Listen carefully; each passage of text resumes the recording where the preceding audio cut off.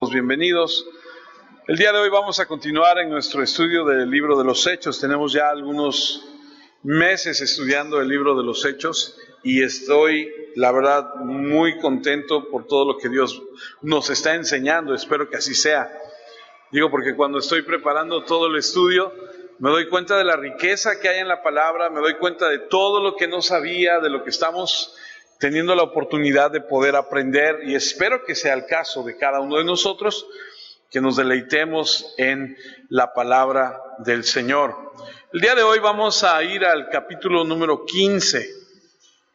Pero antes de entrar al capítulo 15, ya estamos un poquito más allá de la mitad, porque el libro de los Hechos tiene 28 capítulos, y ya pasamos el 14, lo cual quiere decir que ya vamos adelante de la mitad. Antes de ir al capítulo 15, es importante decirle que el capítulo 15 nos va a mostrar lo que para algunos escritores, teólogos, gente que estudia mucho la Biblia, es la carta magna de todo el Evangelio. Hay una riqueza en estos primeros versículos que vamos a ver, impresionante. Porque déjeme decirle algo que es de suma importancia que usted y yo lo recordemos. Usted puede conocer mucho de la Biblia, usted puede conocer mucho de la historia de la iglesia, usted puede conocer mucho de Dios, pero si usted no sabe cómo es la salvación de Dios, usted se va a ir al infierno. ¿Por qué le digo esto? Le digo esto porque es de suma importancia que nosotros entendamos que la salvación debe verse desde la perspectiva bíblica. Y esto nos va a enseñar el día de hoy la Escritura. He titulado esta predicación: ¿es la salvación por ley o por gracia? Y a lo mejor muchos sepamos la respuesta y digamos, lo hemos escuchado muchos años, hemos escuchado mucho acerca de esto, y muchos pueden decir, yo ya sé por qué es. Pero vamos a ver de dónde viene, cómo se desarrolla, cómo es que sucede todo esto y cuáles son las bases bíblicas para que tú, yo y cualquier persona que llegue a los pies de Cristo sepa que la salvación es por gracia y no por ley. Entonces estamos en el libro de los Hechos, que registra la historia de la iglesia desde Jerusalén hasta Roma. Es decir, va a salir de Jerusalén, se va a ir por todos los lugares de alrededor y va a llegar hasta Roma. Y cuando llegamos aquí al capítulo 15, el Evangelio en este momento se ha extendido al mundo gentil. Pablo y Bernabé, como usted y yo hemos estudiado, han realizado su primer viaje misionero. La iglesia en Jerusalén había establecido una base, una avanzada, por así decirlo, en el mundo gentil, en la iglesia de Antioquía de Siria. Y ahí Pablo y Bernabé salieron a evangelizar a Chipre, a Galacia y toda esa región de Asia Menor. Es decir, fueron en la avanzada, llegaron a este lugar, ahí se asentaron y de ahí iban a otros lugares. Cuando terminaron este viaje, su primer viaje misionero, regresaron a este lugar, Antioquía, y así termina el capítulo 14, versículo 28, donde dice, se quedaron mucho tiempo con los discípulos. Ha sido un viaje difícil, un viaje que establece un récord en el sentido de establecer un enfoque, un ministerio, una dimensión completamente nueva. ¿Por qué? Porque lo que ellos llevaron fue la invitación a los no judíos. Recuerde usted que la Biblia marca que Dios primero fue a los judíos y después fue a los gentiles. Y por ir a los gentiles es que usted y yo estamos en esta iglesia. Porque si se hubiera quedado la salvación solamente con los judíos, nosotros no entramos. Pero gracias a Dios que en su misericordia Él extendió a todas las familias de la tierra. Dice el Señor allá cuando habla con Abraham y le dice, serán bendecidas. Estábamos incluidos ustedes y nosotros. Y entonces estamos aquí con el apóstol Pablo junto con Bernabé, que no solo habían evangelizado, sino que la última vez que habían estado dando este viaje, dieron un seguimiento, porque fueron, evangelizaron y luego regresaron a ver cómo estaban. Habían organizado en la iglesia el nombramiento de ancianos, habían encomendado a la iglesia al Señor y habían regresado a Antioquía para continuar su ministerio como lo habían comenzado ahí. Y el hecho es que los gentiles fueron incluidos en la iglesia. Y por ese hecho es que el capítulo número 15, que el día de hoy vamos a comenzar a estudiar, arde. Esa es la expresión. Ese es el combustible. Porque cuando ellos regresen a Jerusalén, los que están en Jerusalén, que son los judíos más acérrimos, van a cuestionar y van a decir: ¿por qué metiste a los gentiles a la iglesia? Porque son muy celosos. Acuérdense que son tan celosos que no comen con ellos. No pueden entrar a la casa de un gentil. Se sacuden el polvo de los pies de la tierra gentil para no contaminar la tierra de Israel. A esos grados son de celosos. Y entonces este se convierte en el combustible, porque el capítulo 15 nos muestra cómo ha sido siempre muy difícil para los judíos permitir la inclusión de gentiles en la iglesia. En su mayor parte, los judíos en los primeros años de la iglesia vinieron al cristianismo, y esto es importante notarlo, porque estos judíos que vinieron solamente veían al cristianismo como una secta del judaísmo, y el cristianismo no tenía ninguna distinción del judaísmo. Ellos pensaban que no podrían tener el cristianismo a menos que tuvieran contacto o una conexión con el judaísmo, es decir, lo relacionaban. El cristianismo, está bien, pero lo querían englobar junto con el judaísmo.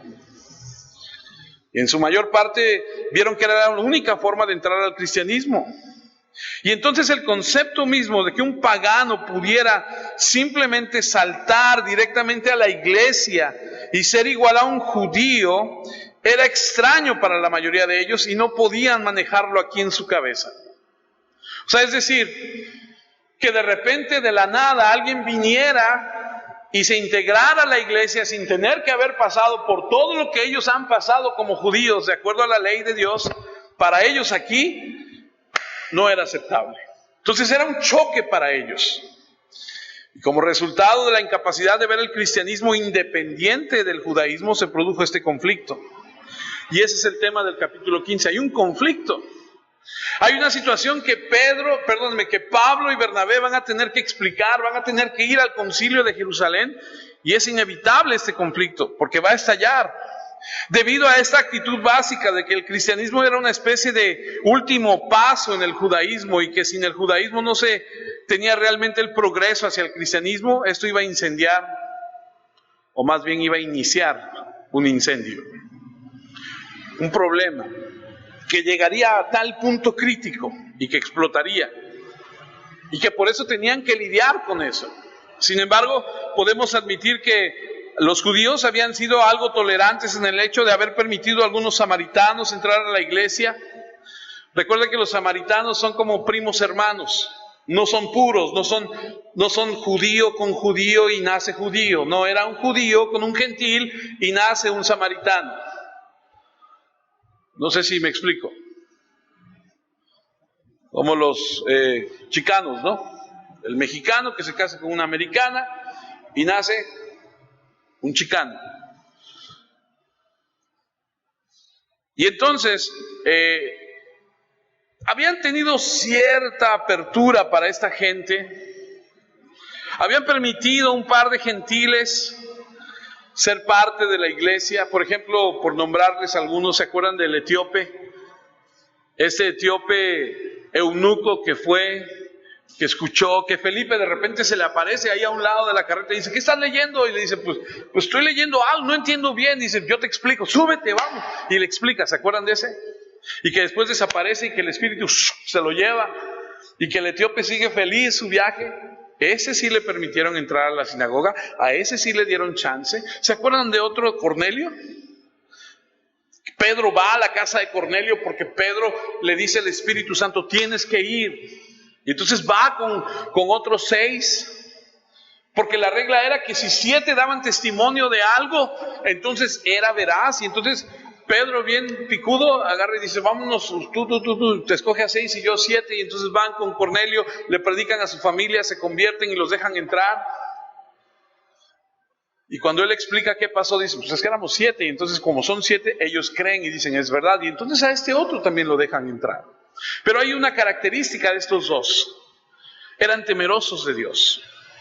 Y si bien es cierto que no se habían adherido del todo al judaísmo, había esta situación de que eran temerosos de Dios. Si bien es cierto que aún no se habían circuncidado, de que no habían pasado por todos los aspectos legales del judaísmo, al menos comenzando, se lee de ellos que eran gente que adoraba al Dios de Israel. Y entonces estos judíos permitieron entrar sin mucha molestia. No entendían del todo bien lo que pasó con Cornelio y su casa, pero al menos lo permitieron. Pero ahora es otra canción, Porque una cosa es que venga un gentil y que toque a la puerta y que diga, oigan, ¿me dejan entrar? Y que, bueno, sí, pásale, está bien, pásale. Y otra cosa es irse al mundo, a pararse en una esquina, en un semáforo y decir, ¡hey! El evangelio es para todos, vengan todos. Eso es muy diferente. Y entonces ellos dicen, no, espérate. Como decimos aquí en México, ni tanto que alumbra al santo, ¿no? Es muy distinto. Y entonces llega el punto en el que tenían que lidiar con esta situación. Correr por el mundo en busca de gentiles e invitarlos al por mayor a la iglesia como iguales es un concepto que para ellos es alucinante.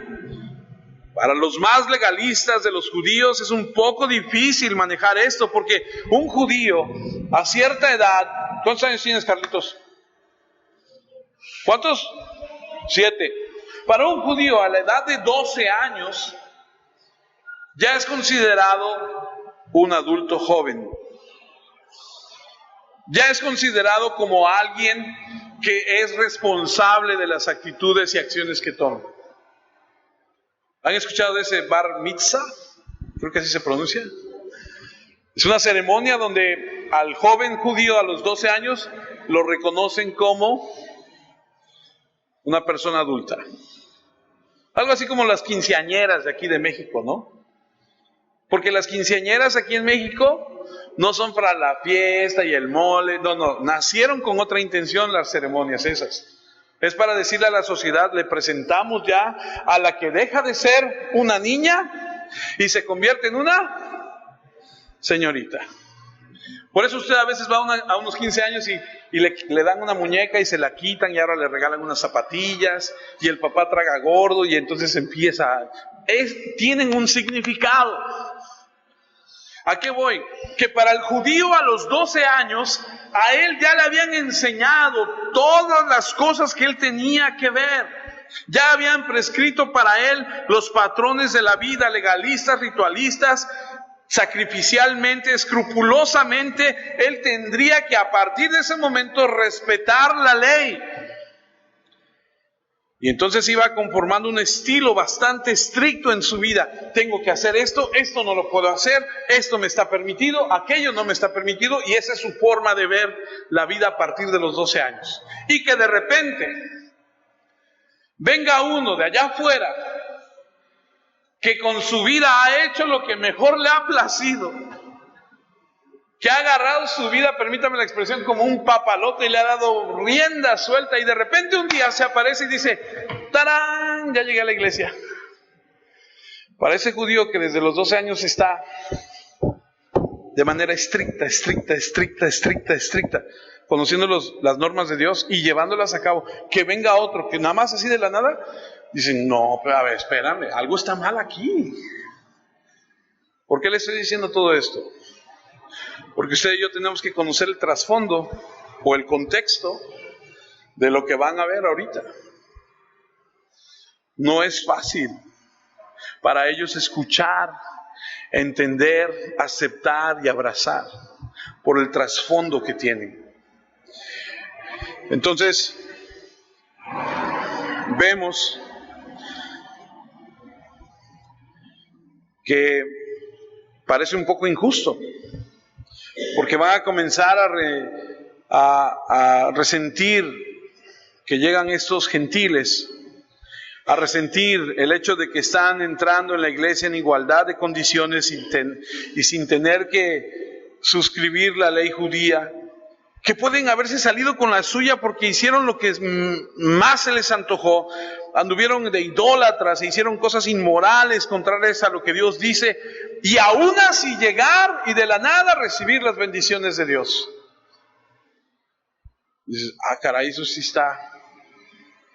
Yo me acuerdo que hace muchos años en otro lugar donde usted me conoció, cuando empezábamos a crecer, cuando empezamos a trabajar por ese lugar y a empezar a hacer las cosas más grandes y más bonitas y todo, una vez nos reunieron y nos dijeron, viene el día donde van a llegar otros que no han estado desde el principio, que no han sembrado lo que ustedes han sembrado y van a venir a sentarse en los mismos lugares que ustedes.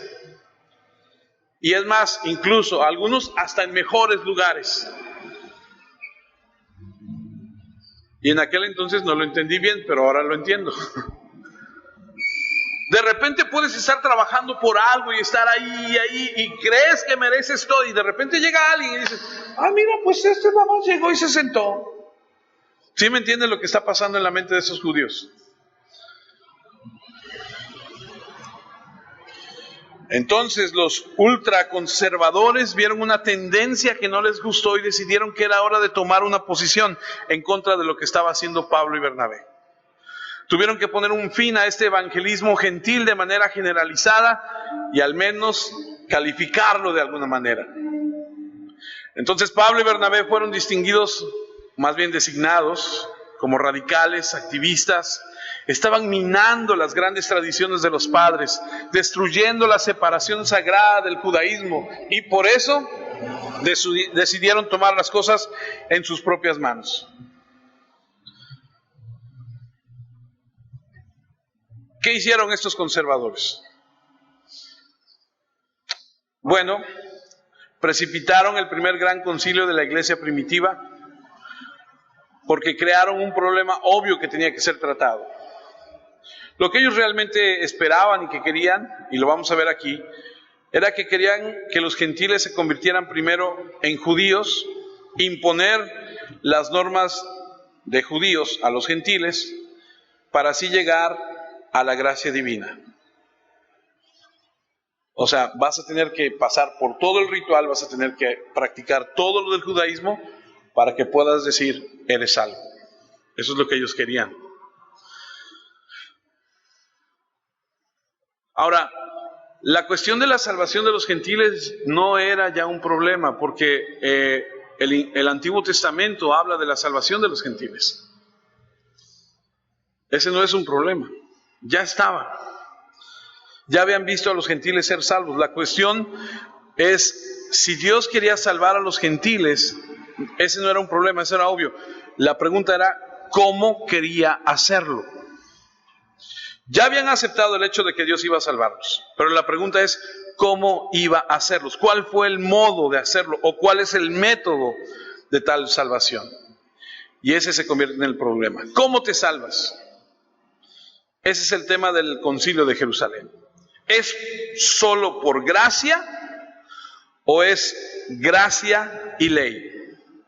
¿Es por fe o es por fe y obras? Ese es el tema del Concilio de Jerusalén. ¿Cómo se pueden salvar? Y créanme, sigue siendo el problema en la iglesia el día de hoy, con tantas y tantas sectas que tenemos dentro del marco del cristianismo.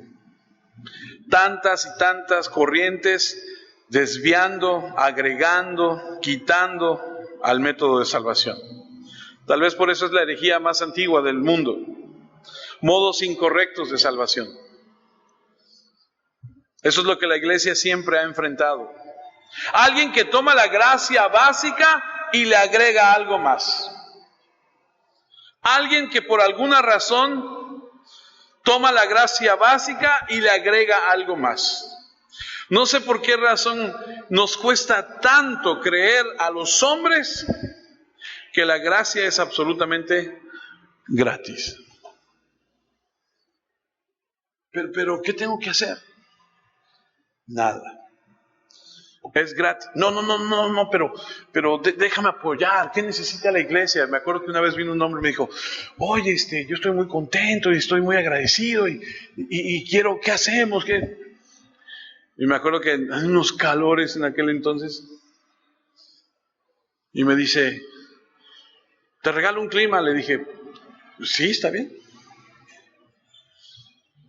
Pero ni me regaló el clima, ni se quedó, ni nada, ¿no? Pero a lo que voy es, todos tenemos como esa necesidad de pagar, que no creemos que sea absolutamente gratis.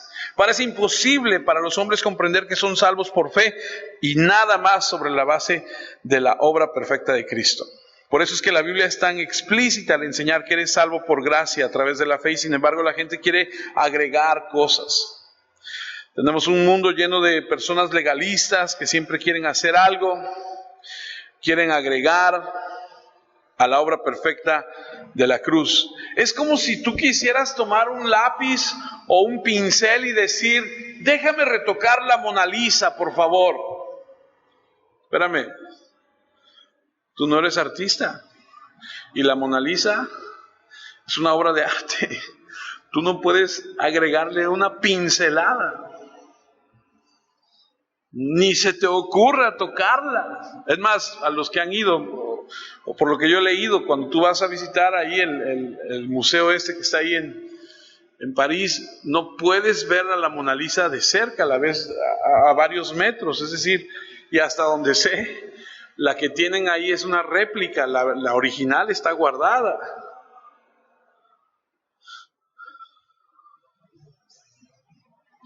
Pero algunas personas dicen, si eres salvo por fe, sí, pero tienes que guardar los 10 mandamientos. Algunos dicen, si eres salvo por fe, pero tienes que bautizarte primero.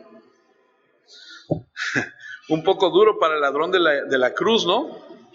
¿Te imaginas? Ok, ladrón, sí, te dijo Jesús que sí, pero ¿sabes qué? Primero te tienes que bautizar, si no, no entras al cielo. Pues, ¿cómo? ¿Entonces Jesús le mintió?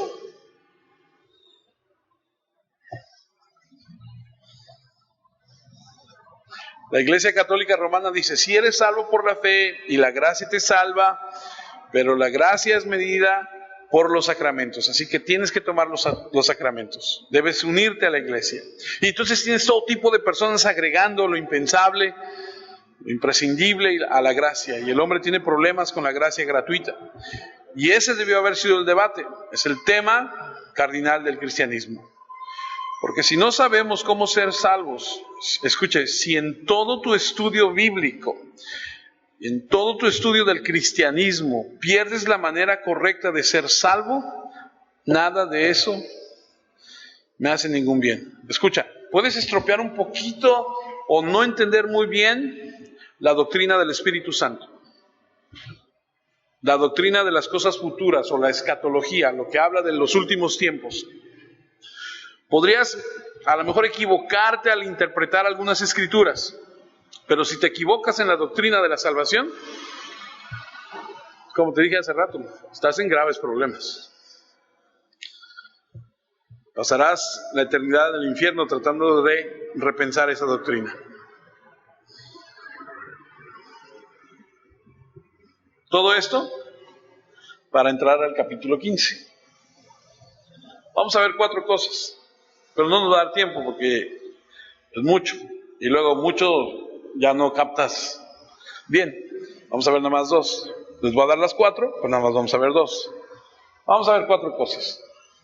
Las 4 características que vamos a estudiar en este punto del capítulo 15 son la disensión, la discusión, la decisión y el desarrollo. Las 4 Ds. La disensión. En primer lugar, la disensión. O sea, la ruptura, la división. Hechos 15:1. Algunos hombres llegaron a Antioquía desde Judea. Empezaron a enseñar a los hermanos. Empezaron a enseñar, venían de Judea. Ustedes no se salvarán si no se circuncidan como lo manda la tradición de Moisés. Eso suena bien, pero durante mucho tiempo, y siempre ha habido y habrá, lo que dice 2 de Pedro 2:1, falsos maestros. En el pasado hubo falsos profetas entre el pueblo de Dios, así como también los habrá entre ustedes. Sin que ustedes se den cuenta, ellos les darán falsas enseñanzas que los llevarán ustedes a la condenación. Se atreverán incluso a negar al mismo Señor que fue quien pagó el precio de su libertad, pero al hacerlo ellos mismos atraerán su rápida destrucción. Pedro dice, siempre va a haber falsos maestros. O sea, llegan estos hombres de Judea a enseñarle a los de Antioquía, sí está bien, todo está bien, pero les está haciendo falta esto. Tienen que circuncidarse. Y entonces vienen con otra teología, vienen con otro evangelio. Y entonces se va a producir el choque. Y Pedro dice, siempre ha habido ángeles de luz, emisarios de Satanás, que se infiltran en la iglesia para enseñar herejías condenables que van a maldecir a la gente. Por eso yo siempre le digo, usted no me crea a mí, usted traiga su palabra, usted traiga su Biblia, usted llegue a casa y sea como los de Berea, que digan, dijo esto, a ver, lo voy a estudiar, lo voy a repasar, ¿sí está aquí? Ay, a mí se me hace que se equivocó. Y si me equivoqué, entonces viene usted y me dice y lo checamos, y si me equivoqué, entonces lo vemos. No me crea a mí, crea lo que dice la palabra de Dios. Por eso siempre hemos dicho que el que predica no es otra cosa más que aquel que sirve la comida. ¿Quién prepara la comida? El chef, ¿no? El cocinero. Él sabe cuánta sal, cuánta pimienta, él sabe todo cómo va. Y él la pasa y dice, ten, sírvela. Ahí está. Ni quito, ni agrego. Y entonces Pedro está diciendo, siempre va a haber estas herejías. Herejías en la salvación por gracia a través de la fe, más las obras. Y aquí vemos que los hermanos en el versículo 1 son creyentes en Antioquía y estas personas han llegado como portadores de la verdad para enderezar supuestamente a estas personas. Son guardianes autoproclamados del legalismo, han venido a Antioquía. Y esto es muy interesante porque hay ciertos comentaristas que dicen que en el viaje que hizo Pablo y Bernabé, y usted y yo lo estudiamos, ¿se acuerdan que vimos que Pablo y Bernabé fueron de un lugar a otro y luego pasaron por unas montañas Tauro que son bastante difíciles? Y hay algunos comentaristas que dicen que si estas personas fueron a ese lugar, seguramente anduvieron detrás de los pasos de Pablo y Bernabé y si se tomaron toda la molestia de hacer todo el viaje y de visitar todas las ciudades que visitaron Pablo y Bernabé, es porque realmente tenían un anhelo, un celo, un entusiasmo de enseñar esto, de que tenían que circuncidarse. Y si tú sabes un poquito más de la Biblia, sabrás que Pablo escribió el libro a los Gálatas, y ese libro a los Gálatas es la región de Galacia, que es todo esto que él visitó. Y el tema del libro de los Gálatas, dicen los teólogos que se escribió entre el capítulo 14 y capítulo 15 del libro de Hechos. Y se cree que Pablo lo escribe por causa de estas personas que han llegado a enseñar esto, para enderezar esta misma herejía. Entonces imagínate, esto originó una terrible situación, debido a que esto era imponer el legalismo a los gentiles y que tenía todo el potencial para ser absolutamente destructivo, porque podría haber creado dos iglesias, la iglesia gentil, que habría mantenido su salvación por gracia, y la iglesia judía manteniendo su salvación por ley, y tendríamos esta situación con la cual se tendría que haber lidiado. Y entonces esto es un problema bastante importante. El tema de imponer la ley de ser circuncidado es lo que se conoce en las Escrituras como judaizar.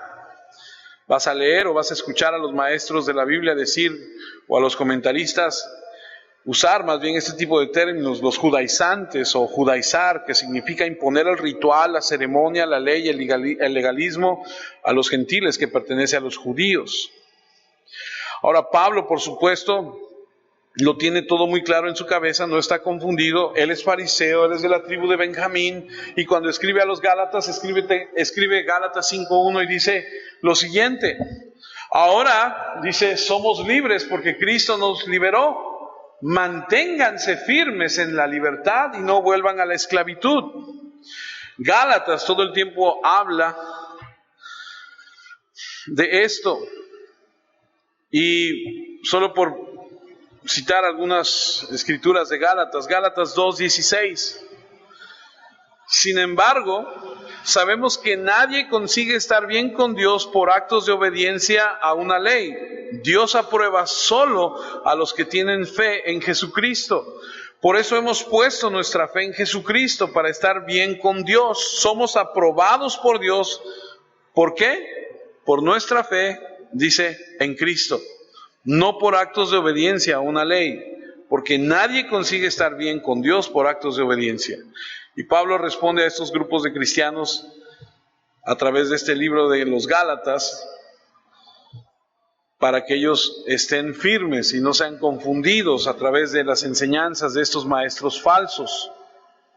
La salvación es por fe, Gálatas 3, versículo 11. Entonces es claro que nadie logra ser aprobado por Dios a través de la ley, porque el aprobado por Dios por la fe vivirá. Pablo lo tiene muy claro. Gálatas 5:6. En Jesucristo no importa si uno tiene la circuncisión o no. Lo que importa es la fe que trabaja por medio del amor. Y entonces Pablo reconoce que estas personas tienen una situación, que están enseñando algo, escribe a los Gálatas y dice, tengan cuidado. Gálatas 6:11, les escribo de mi puño y letra. Y si usted ha estado con nosotros estudiando la Biblia, usted sabrá que en algunas ocasiones hemos dicho que Pablo dictaba algunas de sus cartas, no las escribía él.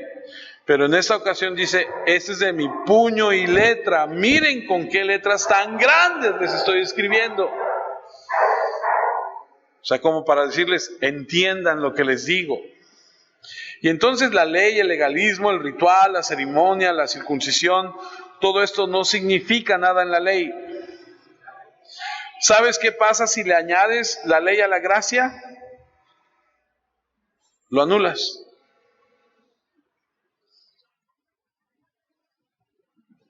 Es como si vas al juzgado y el juez te dice, eres inocente, puedes irte, eres libre. Yo te pregunto, ¿eso es gracia? No, porque eres inocente. Sin embargo, si vas al juzgado y el juez te dice, eres culpable, pero puedes irte, eso es gracia. Ahora, amados hermanos, todos hemos quebrado la ley.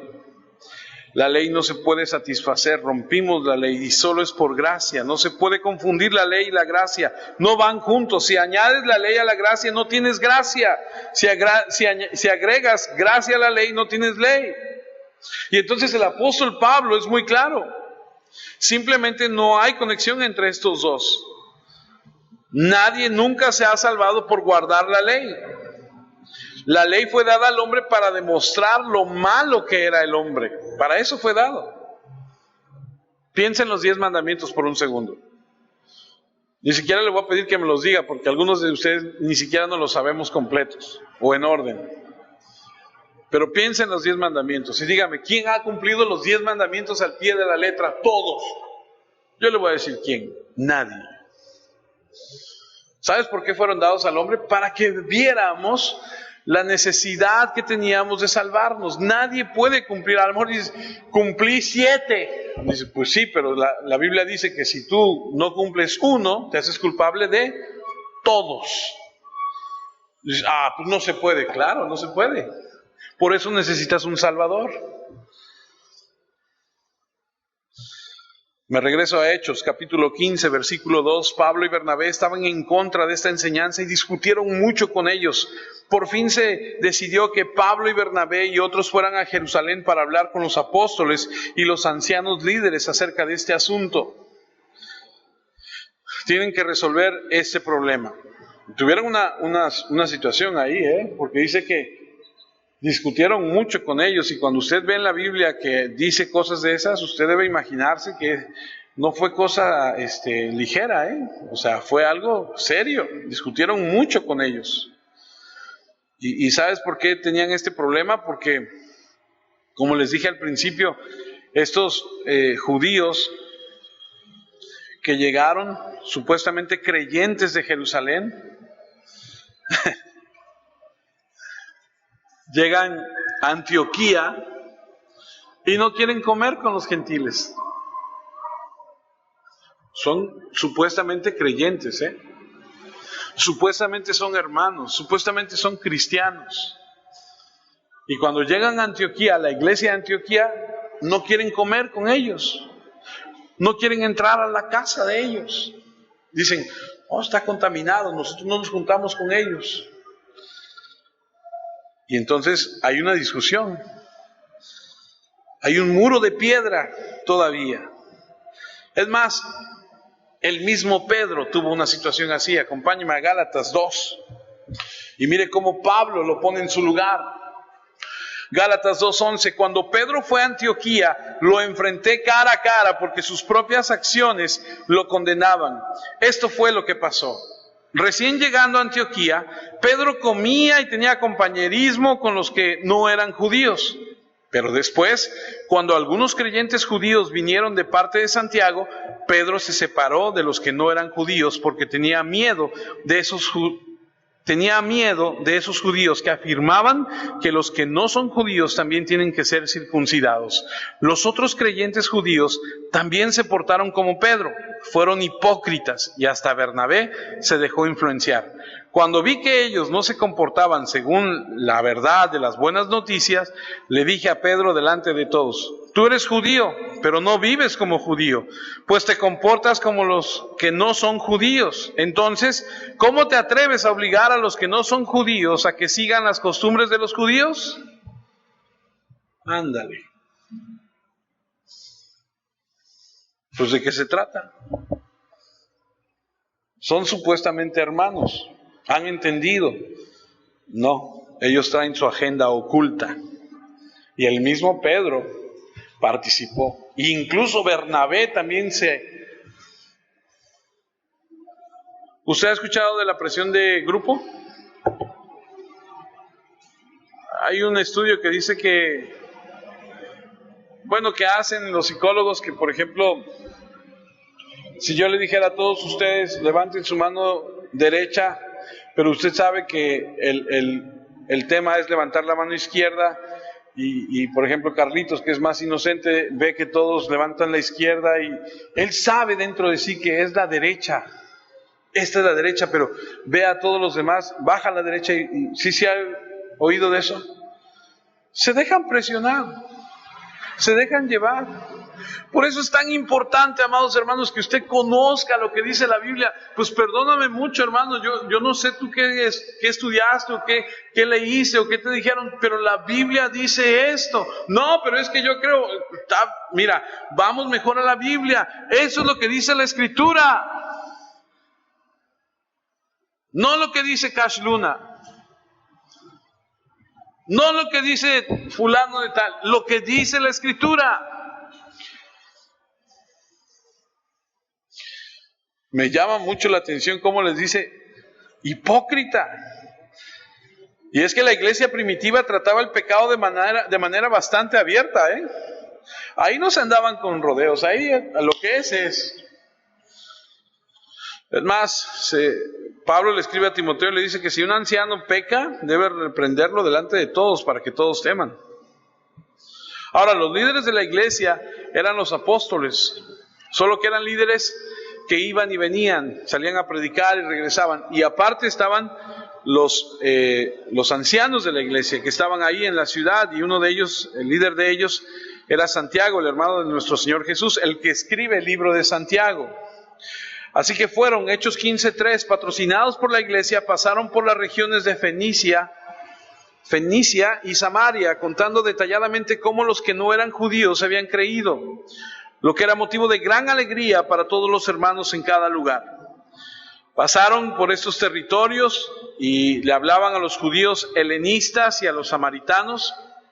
Los judíos helenistas son los que no nacieron en Jerusalén o en Israel, sino que nacieron en otros lugares, pero son de padres judíos y que están creciendo, aprendiendo otros idiomas. No son tan arraigados, no son tan legalistas como los que están en Jerusalén. Y cuando les contaban que los judíos eran salvos por fe, se alegraban. Y entonces estos judíos helenistas o estos samaritanos que escuchaban que había más como ellos salvándose, se regozaban. Esos fueron los que Esteban, Felipe, Pedro y Juan en algún momento les compartieron cuando iniciamos el estudio del libro de los Hechos. Versículo 4, cuando ellos llegaron a Jerusalén, los apóstoles, los ancianos, líderes y toda la iglesia les dieron la bienvenida. Pablo, Bernabé y los demás les contaron lo que Dios había hecho con ellos. Ahora, estoy seguro de que en su testimonio había suficiente evidencia para verificar la salvación por gracia a través de la fe y nada más. Pero cuando empezaron a dar toda la información, por ahí se rompió la junta, la armonía, cuando alguien se levantó. Versículo 5 dice: pero algunos creyentes partidarios de los fariseos se pusieron de pie y dijeron: los creyentes que no son judíos tienen que ser circuncidados y obedecer la ley de Moisés. En otras palabras, no pueden ser salvos simplemente por fe. Tienen que ser circuncidados, pasar por una operación médica física real y luego deben guardar la ley de Moisés para que puedan ser salvos. Tienen que cumplir toda la ley y todo el asunto ceremonial. Los historiadores dicen que en el año 70 después de Cristo, el general Tito entró a Jerusalén y destruyó el templo. Y hasta el día de hoy no lo han vuelto a reconstruir. Lo quieren reconstruir, pero no lo han podido. Se ha leído en las noticias, o por lo menos ha escuchado en las noticias, que siempre hay conflicto en Jerusalén, siempre hay conflicto en Israel, siempre se están peleando. Bueno, ese día que el general Tito entró y destruyó el templo, la historia cuenta que mataron a más de 100,000 sacerdotes. Los aventaban por la muralla. Ese día quedó destruido. Ya no hay más sacrificios, ya no hay más ceremonia, ya no hay nada. Hasta el día de hoy. No entendieron.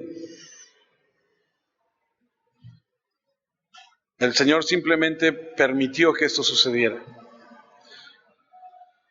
No tienen ningún templo a donde ir, y aquí estamos 2000 años después y todavía no tienen uno, y la iglesia tiene un gran problema. Hay una gran división, una disensión, y esa disensión, esa separación condujo al segundo punto, que es nada más, vamos a ver dos nada más hoy. El segundo, ¿cuál es el segundo? La discusión. Versículos 6 y 7. Los apóstoles y los ancianos líderes se reunieron para hablar de este asunto. Me encanta la Biblia porque la narrativa de la Biblia deja muchas cosas fuera y tú al leerla no alcanzas a entender qué fue lo que pasó, porque dicen que se reunieron, hablaron, y en el versículo 7 dice: después de una larga discusión, Pedro se puso de pie. Pero lo lees en 3 segundos y dices: pues se reunieron y sale, va. No. Esto debió haber sido más que eso. Debieron haberse puesto a discutir este asunto, porque el versículo 7 dice: después de una larga discusión. Por eso me llama la atención cuando Juan escribe y dice, si escribiéramos todo, no habría lugar en el mundo para tanto que se narró, que se hizo. No cabrían en el mundo todos los libros. Pues es cierto, si te imaginas si te dieran cada detalle. Pedro se puso de pie y les dijo, hermanos míos, ustedes recordarán que hace un tiempo Dios me eligió de entre ustedes para anunciarles la buena noticia de salvación a los que no son judíos, para que ellos crean. Cuando estudiamos que hubo un boom en la iglesia en Jerusalén, que los empiezan a perseguir y se van a otros lugares, dijimos que del día de Pentecostés a ese día habían pasado 10 años, más o menos. Y Pedro se levanta aquí y dice, ¿ustedes se acuerdan cuando yo me fui a predicar? Que hace algún tiempo atrás, ese algún tiempo atrás son 10 años. Ahora, ¿por qué le estoy diciendo esto? Por una simple razón. Vamos a ver aquí 3 discursos que van a ser pronunciados en el consejo apoyando la gracia, estableciendo que es por gracia. Y los que estudian la Biblia dicen que esta es la carta magna de la iglesia cristiana, esta parte de la escritura. Y se van a parar nada más y nada menos que Pedro, Pablo, Bernabé y Santiago a dar estas 3 exposiciones. Pedro, Pablo, Bernabé y Santiago. Nada más, o sea, gente sumamente importante. Pedro ya se levantó, ya dijo aquí, cuando él me eligió, anunciarles la buena noticia para que ellos creyeran, fue hace 10 años. Y me voy a brincar al versículo 11, voy a regresar, pero solamente es para resaltar lo que dice, al contrario, creemos que nosotros somos salvos por medio del generoso amor del Señor Jesús y que ellos también se salvarán así. No hablaba por sí solo, Él dice, creemos que nosotros, y ahí encierra a los ancianos, a los apóstoles, que han tenido una conferencia privada, que han tenido una reunión, y que cuando Él se pone de pie y le dice a los demás, les dice, creemos todos nosotros que somos salvos por medio del generoso amor del Señor. Y les acaba de decir algo. Hace 10 años atrás yo salí a predicar. Y hace 10 años atrás, cuando yo salí a predicar, hay algo que es sumamente importante de reconocer. Versículo 7 otra vez. ¿Recuerdan que hace un tiempo Dios me eligió de entre ustedes para anunciarles la buena noticia de salvación a los que no son judíos, para que ellos crean? El primer punto a resaltar es que la salvación por gracia se prueba por una revelación pasada. ¿A qué me refiero con eso? Que hace 10 años, cuando Dios lo mandó a predicarle a los gentiles, no le dijo que se tenían que circuncidar. ¿Por qué habría de cambiar ahora? Porque si así hubiese sido desde un principio, desde hace 10 años, yo hubiera salido con la encomienda de que tienen que circuncidarse. Pero como no fue dada, se tiene por entendido que no era necesario. Este problema se resolvió hace años atrás. Dios no impuso la circuncisión. Y entonces el punto número 1 para verificar la salvación por gracia es la información pasada. ¿Qué se le ocurrió a Dios? ¿Algo nuevo y no nos avisó? ¿O cómo está esto? No, Dios ya lo había determinado. Les recuerda el principio fundamental de la salvación por fe que había sido establecido con respecto a Cornelio, al menos 10 años atrás. Nunca se le dijo a Cornelio que tenía que circuncidarse él o su casa. Y Pedro aquí está hablando desde un punto de vista de un judío. Y no solo cualquier judío, sino que era el apóstol de los judíos. Cornelio no tuvo que hacer nada, era una cuestión simplemente de creer, eso era todo. La salvación es por gracia. La segunda prueba, versículo 8, Hechos, dice, Dios conoce a todos los seres humanos, incluso lo que piensan, y acepta a los que no son judíos. Lo demostró al darles el Espíritu Santo a ellos, tal como nos lo había dado a nosotros. Uy, esto es importante. Número 1, atrás nunca me dijo que tenía que hacerlo. Número 2, el don del Espíritu Santo. La segunda prueba es el Espíritu Santo. Déjame preguntarles algo. ¿Dios da su Espíritu Santo a los incrédulos?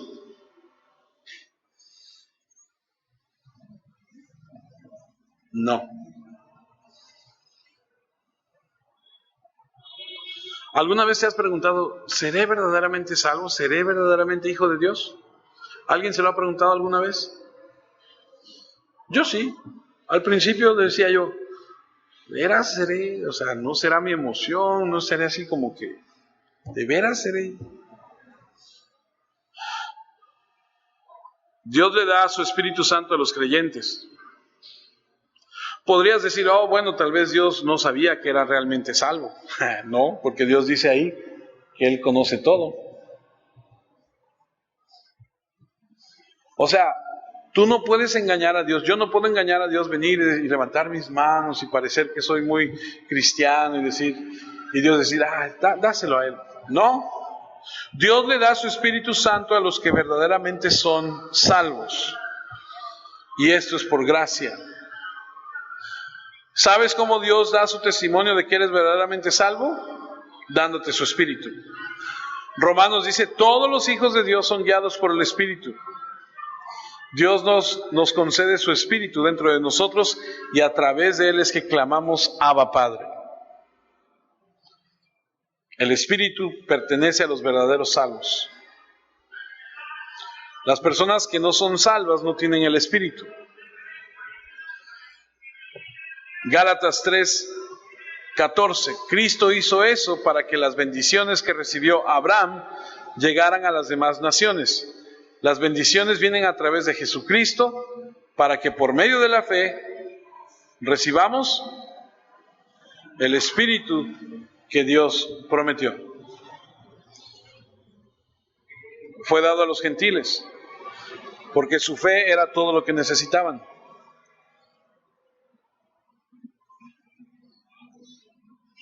¿Sabes que recibieron el Espíritu Santo con el mismo fenómeno que Pedro y todos los demás hicieron en Pentecostés? ¿Sabes por qué ocurren las lenguas a través del libro de los Hechos? Ya lo estudiamos y dijimos que era para que ellos vieran en los gentiles la misma manifestación que hubo en ellos como judíos. Cuando ellos hablaron en lenguas en Pentecostés, se asombraron y dijeron, ¡wow! Pero cuando lo vieron en los gentiles, dijeron, verdaderamente, es lo mismo. Porque le pasó a Cornelio y porque le pasó a los que fueron en Samaria cuando fue Felipe. Es una manifestación, es para que te des cuenta. Efesios 1:3, y esto mismo sucede con ustedes. Oyeron el mensaje de la verdad, o sea, las buenas noticias de su salvación, y creyeron en Cristo por medio de Él. Dios les puso el sello del Espíritu Santo que había prometido. Hechos 15:9. Seguimos con la situación que está pasando Pedro. Dios no hizo distinción entre ellos y nosotros, pues les purificó el corazón cuando ellos creyeron.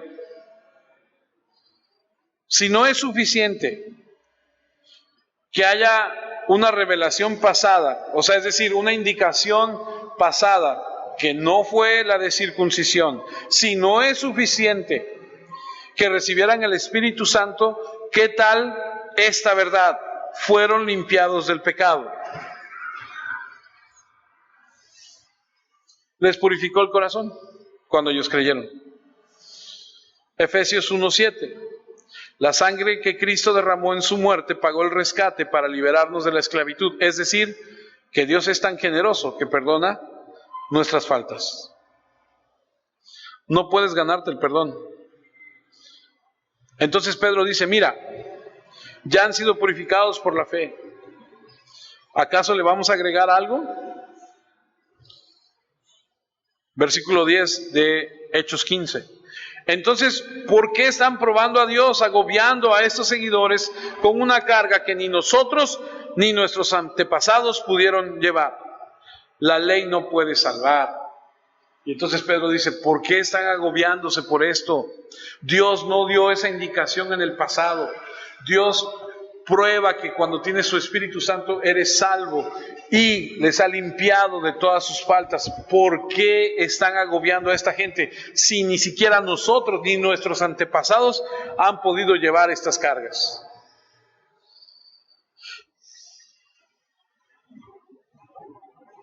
Mateo 23, 2, los maestros de la ley y los fariseos tienen la autoridad de explicar la ley de Moisés, así que hagan caso de todo lo que ellos les dicen, pero no sigan su ejemplo, porque ellos no hacen lo que ellos mismos dicen. Ellos cargan a la gente con reglas estrictas y difíciles de cumplir, los obligan a cumplirlas, pero ellos ni siquiera quieren mover un dedo para ayudarles a obedecer las reglas. Les encanta abrumar a la gente con todo ese ritual.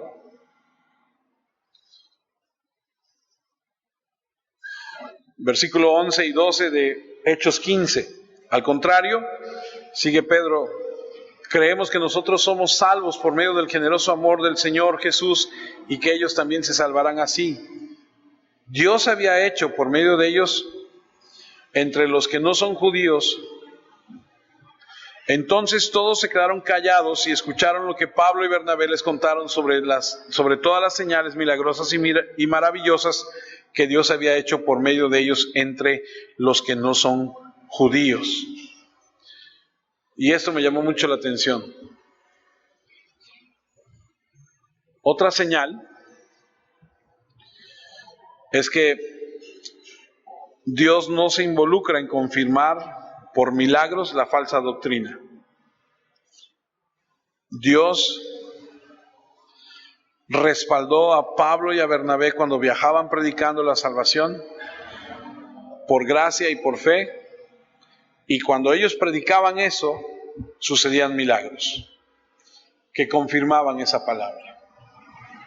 Los respaldaba, milagro tras milagro tras milagro.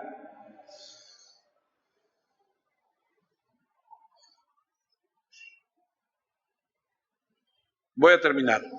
Hebreos 2, versículo 3. Entonces, ¿cómo escaparemos del castigo si despreciamos ahora la gran salvación que hemos recibido? El Señor la anunció primero y luego los que la escucharon de Él nos confirmaron que era verdad. Dios también la confirmó utilizando señales, maravillas, diferentes milagros y dones que distribuyó según su voluntad por medio del Espíritu Santo. Y Pablo escribe y dice que somos salvos por medio de la fe, que es un regalo de Dios. No por obras para que nadie se gloríe. Y dice que somos hechura suya, creados en Cristo para buenas obras. Ahora, esto es importante y termino aquí. ¿Quieres decir que las obras son parte de eso? Sí, las obras no te salvan. Las obras son el resultado de tu salvación.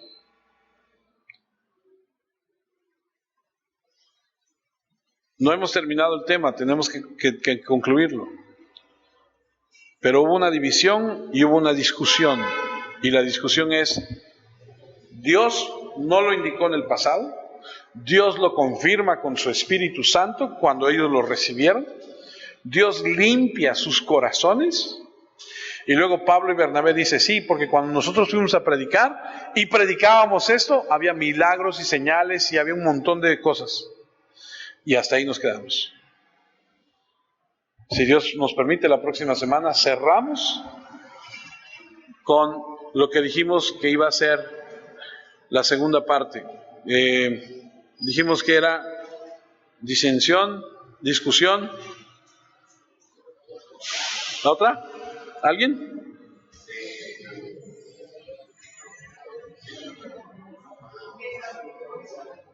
Desarrollo y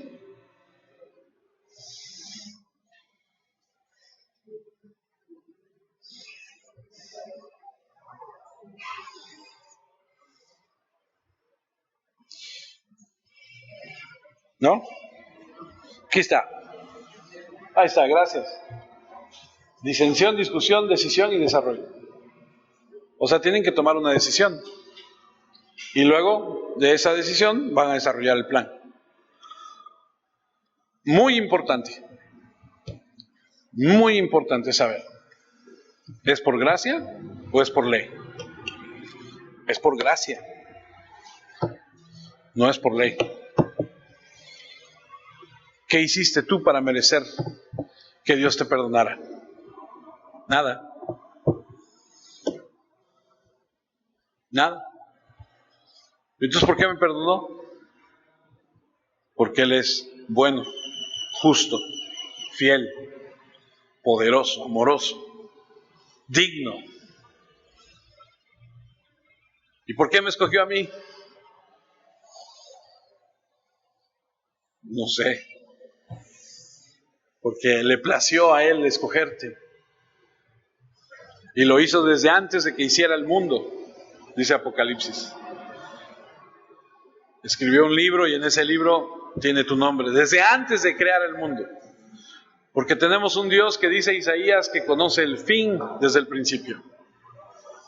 Toda la gloria sea para Él. Oremos. Padre, te damos muchas gracias.